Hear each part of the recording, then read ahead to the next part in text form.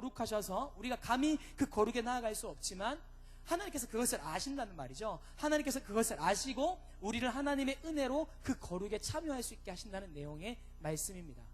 그때 하나님의 거룩은 어제나 오늘이나 영원토록 무궁하신데 우리들의 거룩은 과연 그러한가에 대한 질문을 던졌었습니다.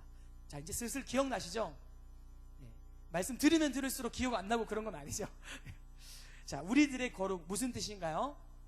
우리들의 거룩은 한마디로 하나님을 닮아가는 것이 우리들의 거룩이다 말씀을 드렸습니다. 즉 우리의 가정, 우리의 교회, 우리의 직장, 내가 속해 있는 공동체가 하나님을 닮아가는 것이 거룩이다 말씀을 드렸습니다. 어떻게 하는 것이 하나님을 닮는 것일까 했을 때 레위기는 이렇게 말씀해 주시고 있습니다.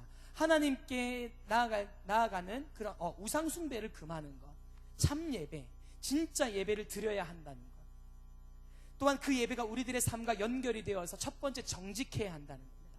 두 번째는 약자를 보호하는 자비와 긍휼이 있어야 한다는 것이고, 세 번째는 공의와 정의를 실천해야 한다는 것입니다. 마지막으로 이웃을 사랑하는 것, 이것이 우리들이 할 수 있는 거룩, 하나님의 거룩에 동참할 수 있는, 하나님을 닮아갈 수 있는 그 거룩이라는 말씀입니다. 자, 오늘은 제목에서 알 수 있는 것처럼 이제는 하나님의 거룩, 우리 둘의 거룩을 넘어서서 교회의 거룩을 함께 나누려고 합니다. 준비되셨나요? 설교 시작한 지 10분인데 이제 시작합니다.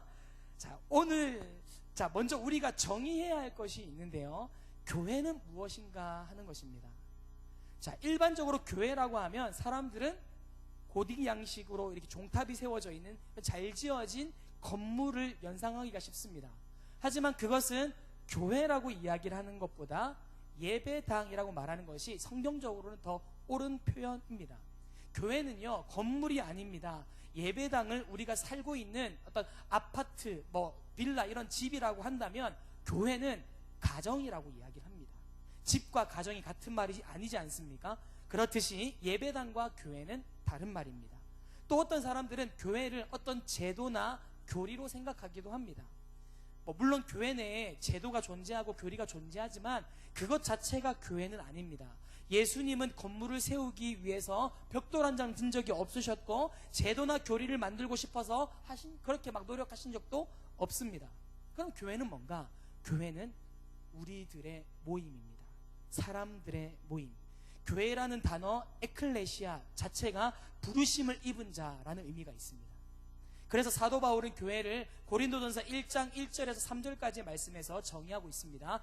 고린도전서 1장 1절, 제가 읽어드리겠습니다. 하나님의 뜻을 따라 그리스도 예수의 사도로 부르심을 입은 바울과 및 형제 소스데네는 고린도에 있는 하나님의 교회 곧 그리스도 예수 안에서 거룩하여지고 성도라 부르심을 입은 자들과 또 각 처에서 우리의 주 곧 저희와 우리의 주 대신 예수 그리스도 이름을 부르는 모든 자들에게 하나님 우리 아버지와 주 예수 그리스도로 쫓아 은혜와 평강이 있기를 원하노라. 바울은 어떻게 이야기를 했나요? 펜이 있으신 분은 줄을 한번 그어보시죠. 바울은 하나님의 교회를 그리스도 예수 안에서 거룩하여지고 성도라고 부르심을 입은 자들, 보이시죠? 2절에 있습니다. 그리고 각 처에서 주 예수 그리스도의 이름을 부르는 모든 자들이라고 설명하고 있습니다. 즉 교회라는 것은 건물이나 제도가 아니라 사람들의 모임, 다시 말해 예수 그리스도의 이름을 부르는 성도들의 모임이라는 것입니다. 그렇기 때문에 교회가 타락했다는 의미는, 교회가 거룩하지 않다는 의미는 건물이나 제도가 썩었다는 것 뜻이라기보다 교회인 우리들이 부패했다는 의미가 되는 것입니다. 오늘 읽었던 요한복음 17장은 별명이 있습니다. 대제사장적 기도, 이 별명이 있습니다. 대제사장의 기도라는 그 불리는 본문입니다. 오늘 본문에서 예수님은 기도하실 때에 교회의 거룩을 빼놓지 않으셨습니다. 스스로 제물이 되신 대제사장, 이 예수님이 세상을 향한 중보의 기도를 올리시는데 그 중심에 거룩한 교회가 있습니다. 주님의 기도가 오늘 교회 안에 이루어지기를 소망합니다. 자, 그렇다면 교회는, 우리 그리스도인들은 교회다운 교회, 즉 거룩한 교회, 어떤 교회가 거룩한 교회일까요? 교회는요, 순수한 복음이 있어야 합니다. 17절 말씀 우리 함께 읽겠습니다. 요한복음 오늘 본문 말씀 17절 말씀 함께 읽도록 하겠습니다. 17장 17절 시작. 그들을 진리로 거룩하게 하옵소서. 아버지의 말씀은 진리입니다. 이 말씀을 가볍게 읽으면 하나님의 말씀이 마치 이태리 타월 막 이렇게 그런 느낌이 드는데, 우리의 더러움을 이태리로 빡빡 타월로 빡빡 문지르듯이 진리의 타월이 교회를 깨끗하게 하신다는 것 같은데, 바울이 갈라디아 교회에 편지를 한 것을 보면 순수한 복음, 진짜 복음이 얼마나 중요한지를 알려주고 있습니다. 이거 한번 읽어볼게요. 갈라디아서 1장 8절 9절이요.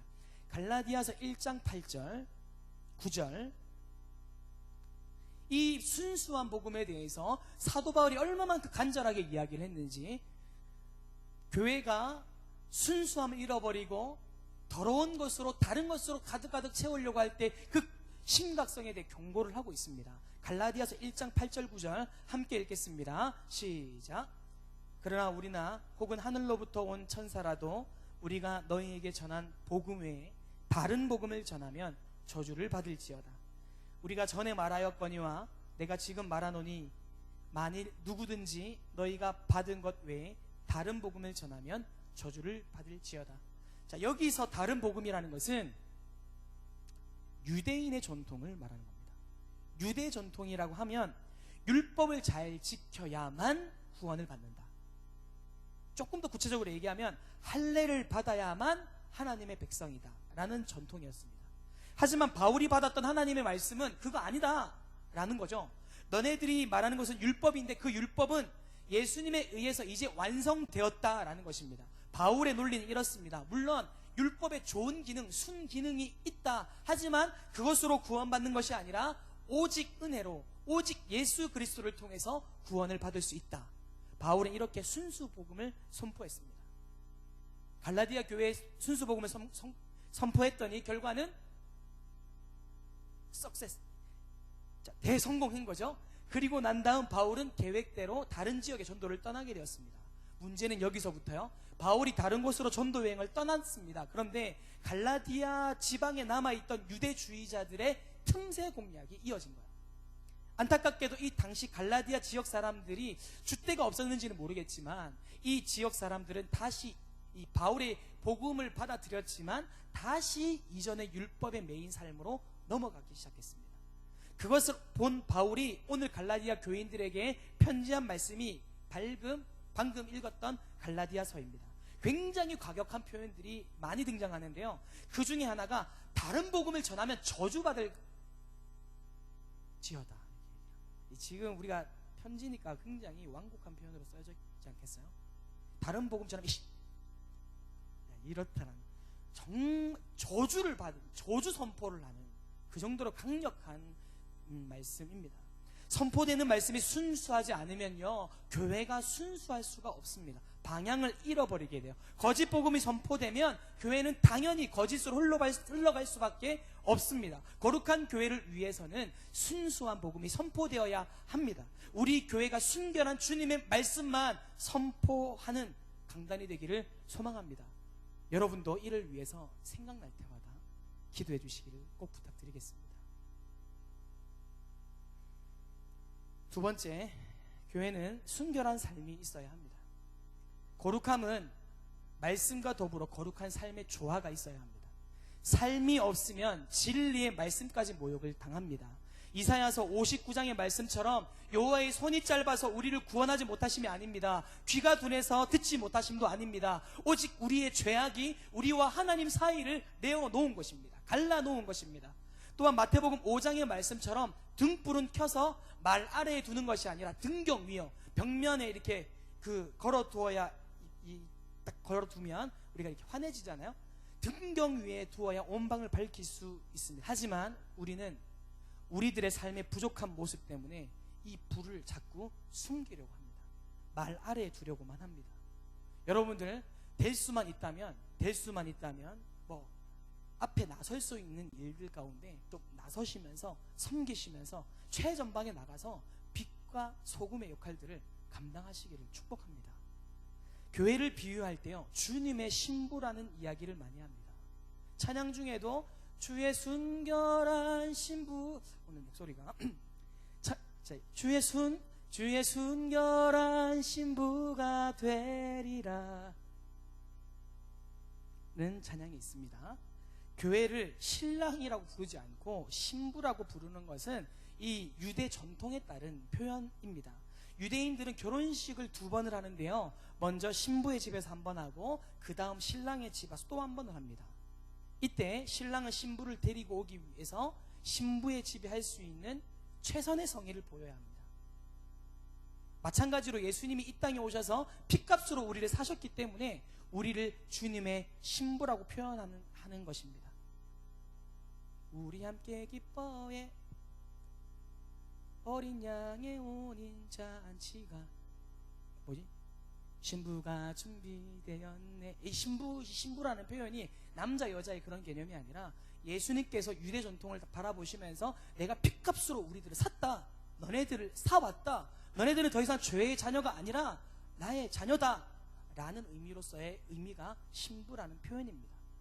그렇기 때문에 신부는 순결해야 됩니다. 마음도 몸도 순결해야 합니다.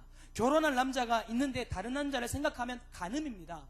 교회가 말씀만 있고 순결한 삶이 없다, 그것은 하나님 앞에 범죄라는 것입니다. 우리는 거룩한 성도, 거룩한 교회입니다. 이 이름에 걸맞는 거룩한 삶이 우리들 삶 가운데 있기를 간절히 소망합니다. 마지막으로 교회는 하나 되어야 합니다. 22절 23절 우리 함께 읽도록 하겠습니다. 22절 23절 시작. 내게 주신 영광을 내가 그들에게 주었사오니 이는 우리가 하나가 된 것 같이 그들도 하나가 되게 하려 함이니이다. 곧 내가 그들 안에 있고 아버지께서 내 안에 계시어 그들로 온전함을 이루어 하나가 되게 하려 함은 아버지께서 나를 보내신 것과 또 나를 사랑하신 같이 그들도 사랑하신 것을 세상으로 알게 하려 함이니이다. 자, 예수님의 기도뿐만 아니라 교회가 하나 되어야만 하는 이유, 에베소서 4장 3절부터 6절 말씀에도 기록되어 있습니다. 제가 읽어드릴게요. 평안에 매는 줄로 성령이 하나 되게 하신 것을 힘써 지키라. 몸이 하나요 성령도 한 분이시니 이와 같이 너희가 부르심의 한 소망 안에서 부르심을 받았느니라. 주도 한 분이시고 믿음도 하나요 세례도 하나요 하나님도 한 분이시니 곧 만유의 아버지시라. 교회가 하나여야 한다는 이 말은 한 분이신 예수님을 믿는 사람들 중에서 다른 파가 있을 수 없음을 의미합니다. 하지만 우리들 현실을 보십시오. 그렇지 않습니다.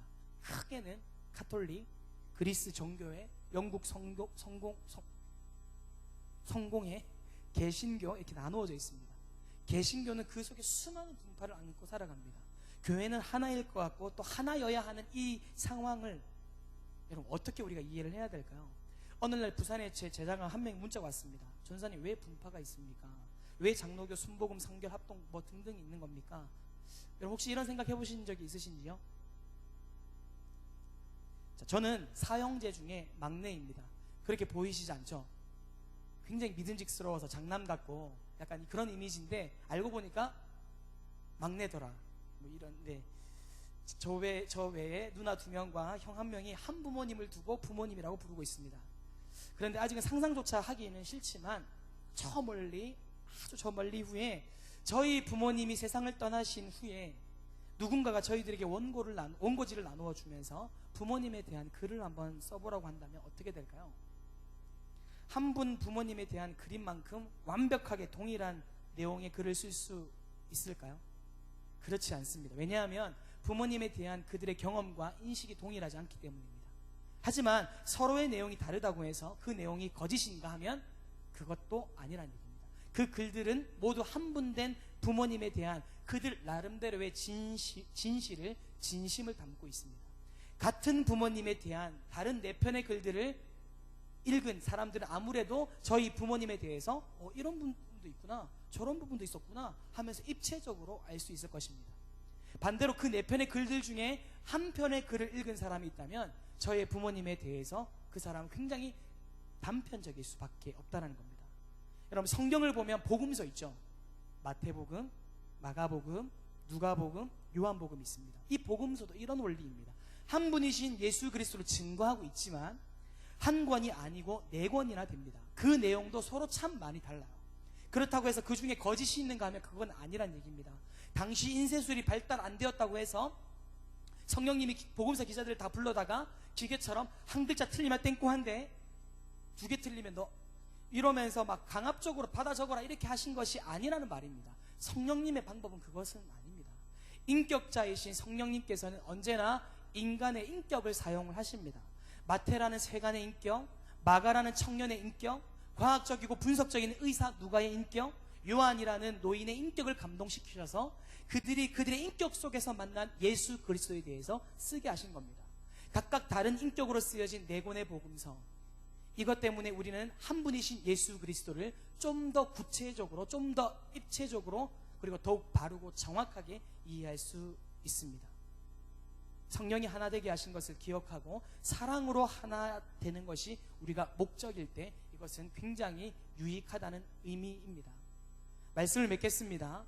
313년 로마의 콘스탄티누스가 기독교를 승인하기까지 수많은 그리스도인들이 기독교 밖에 있는 사람들의 박해에 의해서 목숨을 잃어갔습니다. 하지만 기독교가 공인된 후에 교리싸움으로 교인을 죽이기 시작을 했습니다. 영어로 된 성경을 읽는다고 해서 불태워 죽였고, 정신병자는 마녀라고 해서 죽였습니다. 아프리카에서 땅을 강탈한 사람들, 남자의 체력을 약화시키기 위해서 인도네시아와 월남의 어린이들에게 담배를 가르쳤던 사람들, 그들의 손길엔 한결같이 성경이 쥐어져 있었습니다. 오늘날 이 땅에서도 큰 사건의 중심에는 늘 그리스도인들이 자리 잡고 있습니다. 성령의 거룩하게 하시는 능력을 겸손하게 구하면서 정말 우리는 거룩한 교회가 되어야 합니다. 포기하지 마십시다. 이것을 끝내 포기한다면 언젠가 우리를 향해서 마태복음 21장 13절의 말씀처럼 예수님께서 우리들에게 이렇게 말씀하실는지 모릅니다. 내 집은 기도하는 집이라 일컬음을 받으리라 하였거늘 너희는 강도의 소굴로, 강도의 구려를 만들었도다. 교회는 건물이 아니라 사람입니다. 하나님은 거룩하신 분이시고 우리는 그 하나님을 닮아가야 합니다. 그 하나님을 닮은 사람들이 모일 때에 우리는 거룩한 성도라 불려주실 것입니다. 예수님이 이 땅에 남기신 것은 사람을 넘어 교회였습니다.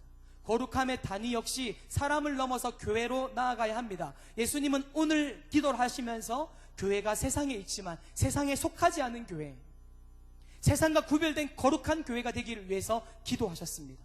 이 예수님의 기도가 우리 안에 있기를 간절히 소망합니다.